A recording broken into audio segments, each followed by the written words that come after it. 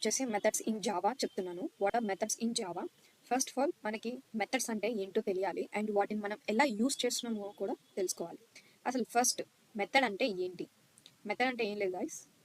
Method అంటే black of code used to perform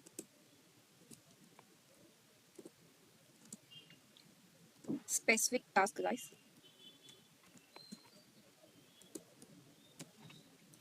ఓకేనా? Method అంటే ఏంటి అంటే black of code used to perform A specific task. ఏంటి అసలు మెథడ్ అంటే ఏంటి అనేది మనం తెలుసుకుందాం. ఫస్ట్ సపోజ్ ఇది ఒక బ్లాక్ అనుకోండి. ఇందులో మనకి కొన్ని కోడ్స్ ఉంటాయి, లైన్స్ ఆఫ్ స్టేట్మెంట్స్ ఉంటాయి ఈ బ్లాక్లో. ఈ బ్లాక్కి మనం ఒక మెథడ్ నేమ్ ఇస్తాం. సపోజ్ దీన్ని నేను యాడ్ చేయాలి అనుకోని యాడ్ అనే మెథడ్ ఇచ్చి, ఇదంతా ఒక బ్లాక్ గైస్.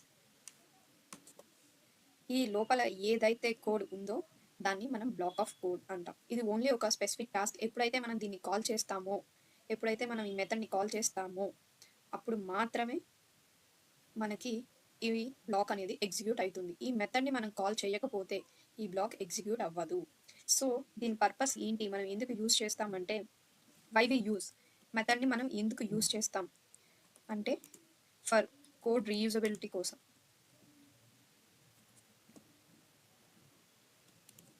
కోడ్ రీయూజబిలిటీ కోసం. నెక్స్ట్ ఇంప్రూవ్ పర్ఫార్మెన్స్ని ఇంప్రూవ్ చేయడానికి. నెక్స్ట్ స్పెల్లింగ్ మిస్టేక్స్ వస్తే ఏమనుకోవద్దు గైస్. నెక్స్ట్ ఎఫిషియన్సీ కోసం. ఓకేనా? ఓకే, ఇది టు సేవ్ మెమొరీని సేవ్ చేయడానికి. దీని పర్పస్ కోసం మనం యూస్ చేస్తాం. ఓకేనా?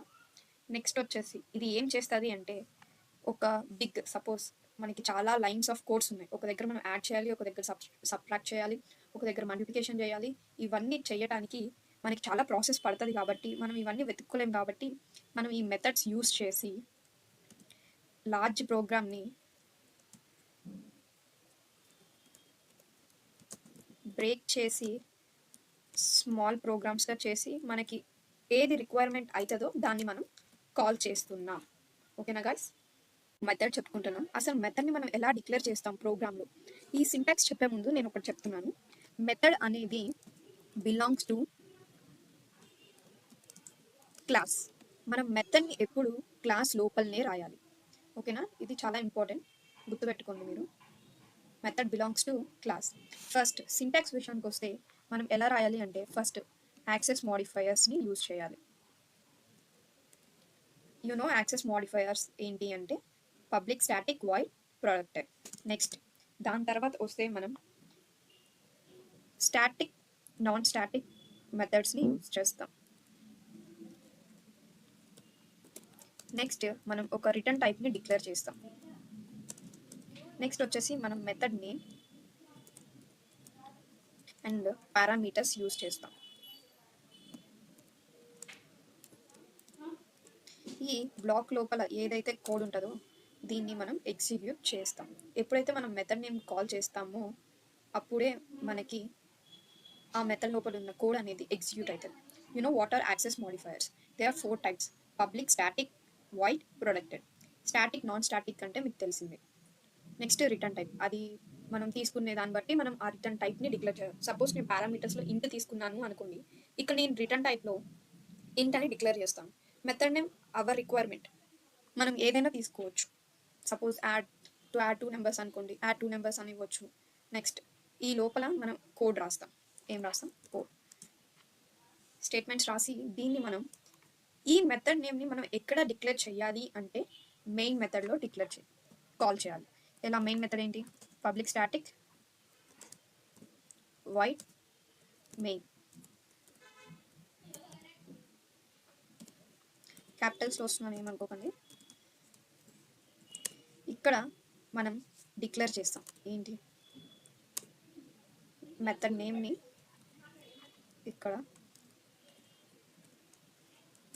ఇక్కడ కాల్ చేస్తాం. ఈ సెమీకాలన్ కంపల్సరీ. సో ఇది సింటాక్స్ అనమాట. చాలా simple. If you want we can declare parameters, లేకపోతే లేదు, అది మన ఇష్టం. ఇది సింటాక్స్. సో ఇప్పుడు మనం టైప్స్ ఆఫ్ మెథడ్ని చెప్పుకోబోతున్నాం. అసలు ఎన్ని టైప్స్ ఉన్నాయి మెథడ్లో అంటే they are only types. Only types మాత్రమే ఉన్నాయి. ఫస్ట్ వన్ వచ్చేసి predefined method, second one వచ్చేసి యూజర్ డిఫైన్డ్ అనమాట. User defined method. First one predefined అంటే ఏంటి అంటే, ప్రీ డిఫైన్డ్ అంటే ఆల్రెడీ జావా లైబ్రరీస్లో ఉంటాయన్నమాట. ఆల్రెడీ జావా లైబ్రరీస్ అనేవి డిక్లేర్ చేసి ఉంటాయి. సపోజ్ ఎగ్జాంపుల్ ఏంటి అంటే,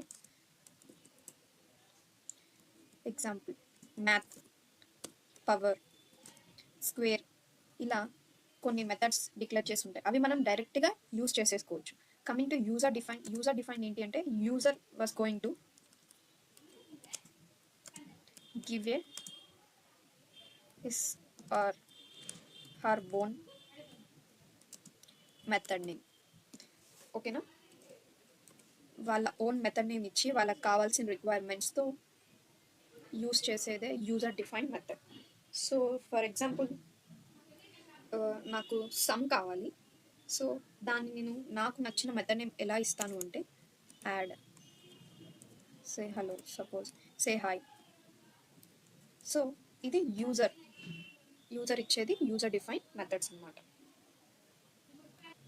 సో ఇక్కడ నేను మీకు ఇంకొక టాపిక్ చెప్పబోతున్నాను మెథడ్స్లో. ఏంటి అంటే types based on return type and parameters. ఇక్కడ వచ్చేసి మనకి 4 టైప్స్ మనం మెథడ్స్లో డిక్లేర్ చేయవచ్చు if you required. First one వచ్చేసి,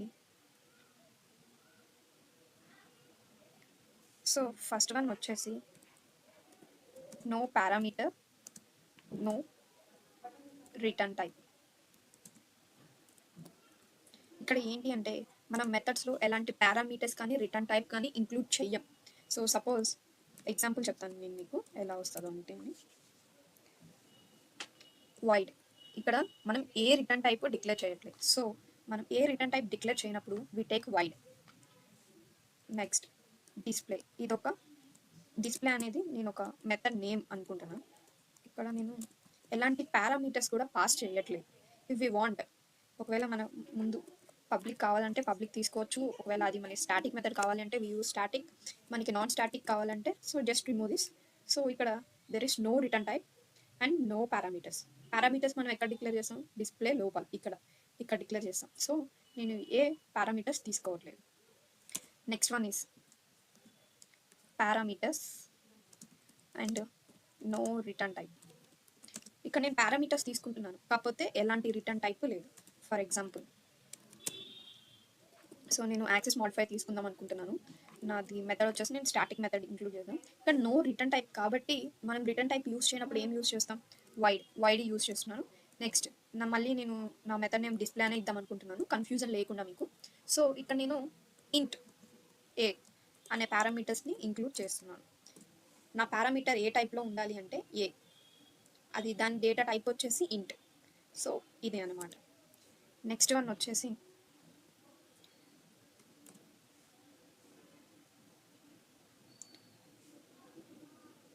no parameter and return type.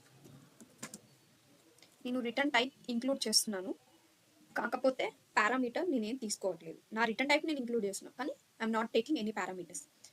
Okay, దీన్ని నేను కాపీ చేస్తాను. సో ఇక్కడ పేస్ట్ చేసి ఐఎమ్ టేకింగ్ రిటర్న్ టైప్. నాకు అది ఏ టైప్లో ఉండాలి? ఏ ఇంట్ డేటా టైప్లో ఉండాలి.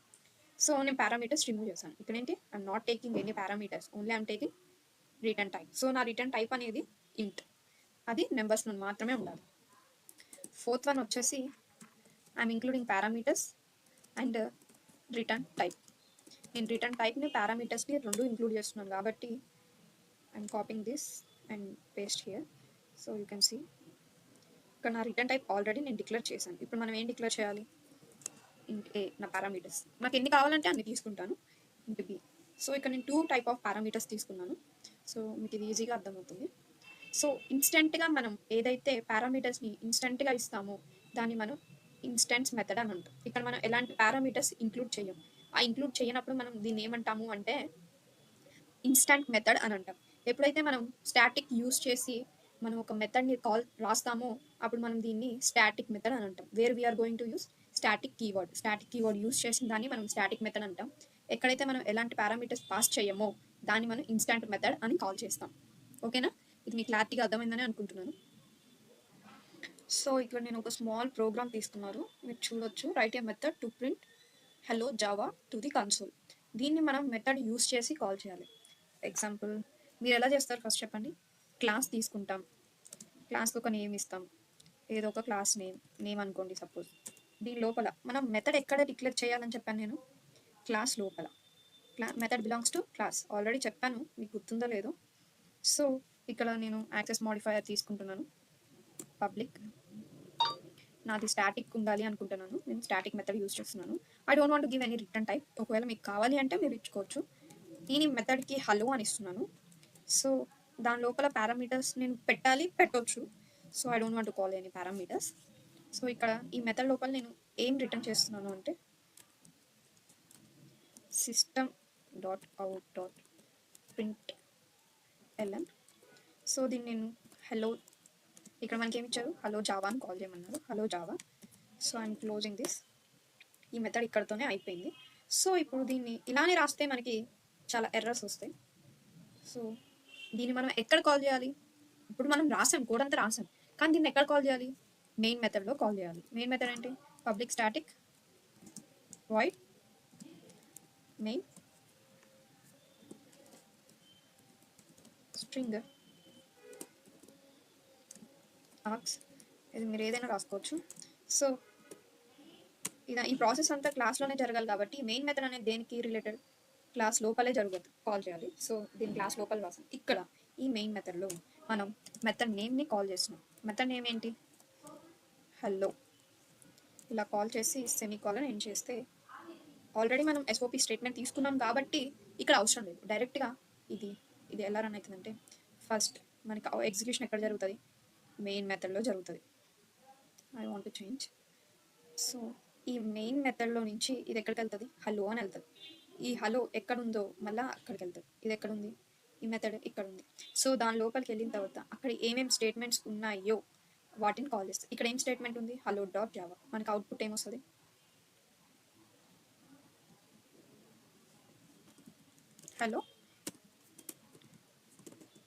హలో జావా అనేది మన అవుట్పుట్. దీన్ని మనం కంపైలర్లో రన్ చేసి చూద్దాం మనకి ఏం చూపిస్తుందో. సో ఇప్పుడు నేను ఆన్లైన్ కంపైలర్ ఓపెన్ చేసి మీకు అక్కడ చూపిస్తాను. సో ఇప్పుడు నేను మీకు ఆన్లైన్ కంపైలర్ ఓపెన్ చేశాను కదా, డైరెక్ట్గా చేసి చూపిస్తాను. సో నేనేం చెప్పాను? మెథడ్ అనేది క్లాస్కి మాత్రమే బిలాంగింగ్ అయి ఉండాలి, మెయిన్కి కాదు. ఓకేనా? సో ఇక్కడ నేను ఇస్తున్నాను చూడండి, పబ్లిక్ స్టాటిక్ వైడ్. నా మెథడ్ నేమ్ ఏమనుకున్నాను? నేను హలో అని అనుకున్నాను. నేను ఇక్కడ ఏం పారామీటర్స్ పాస్ చేయట్లేదు. If you want you can. So డైరెక్ట్గా ఎస్ఓపి స్టేట్మెంట్ యూస్ చేసి I'm going to call print L N. So ఇక్కడ నేను ఏమనిస్తున్నాను? Hello Java. దాన్ని నేను ఇక్కడ మెయిన్ మెథడ్లో డైరెక్ట్గా కాల్ చేస్తున్నాను. సో ఎందుకు నేను ఇక్కడ ఎస్ఓపి స్టేట్మెంట్ యూస్ చేయట్లేదంటే ఆల్రెడీ నేను ఇక్కడ ఎస్ఓపి స్టేట్మెంట్ అనేది యూస్ చేశాను కాబట్టి when I'm going to call this method I will directly get this output. ఎప్పుడైతే మనం ఇక్కడ రిటర్న్ డిక్లేర్ చేస్తామో, ఎప్పుడైతే మనం రిటర్న్ అని యూస్ చేస్తామో ఇక్కడ మనం ఎస్ఓపి స్టేట్మెంట్ యూస్ చేయాలి. అది బాగా గుర్తుపెట్టుకోండి. అప్పుడు ఇక్కడ ఎస్ఓపి స్టేట్మెంట్ యూస్ చేయాలి. సో ఇప్పుడు నేను రిటర్న్ ఏం యూస్ చేయకుండా డైరెక్ట్ కాల్ చేస్తున్నాను కాబట్టి I'm going to run this. So hello Java చూడండి, నాకు డైరెక్ట్గా అవుట్పుట్ వచ్చేసింది. సో ఇలా మీరు కూడా కొన్ని ప్రోగ్రామ్స్ అనేవి ట్రై చేయండి. If you want comment me in link. So నాకు కమెంట్ చేస్తే నేను మీకు నా దగ్గర ఉన్న డాక్యుమెంట్ షేర్ చేస్తాను. సో ఇప్పుడు నేను మీకు ఆ డాక్యుమెంట్ షేర్ చేస్తాను, ఒకసారి చూడండి. సో ఇది వచ్చేసి నా దగ్గర ఉన్న మెథడ్స్ అనమాట. ఆల్మోస్ట్ బిగినర్ లెవెల్ నుంచి మనకి ఇంటర్వ్యూ లెవెల్ దాకా అన్ని లెవెల్స్ ఉన్నాయి. They are 4 type of levels, advance level.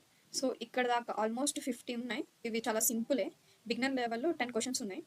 So అన్ని 10 అట్లా ఉంటాయి. 4 లెవెల్స్ ఉన్నాయి, 50 క్వశ్చన్స్ ఉన్నాయి. సో ఇవి కనుక మీరు ప్రాక్టీస్ చేసినట్టయితే మీరు ఇంకా మెథడ్స్ మళ్ళీ ఓపెన్ చేసి మీరు చూసుకోక్కర్లేదు, అంత పర్ఫెక్ట్ అయిపోతారు. So try to comment me. So నేను మీకు ఈ ఫైల్ అనేది డౌన్లోడ్ చేసి పంపుతాను. ఈ క్లాస్ విన్నందుకు థ్యాంక్ యూ.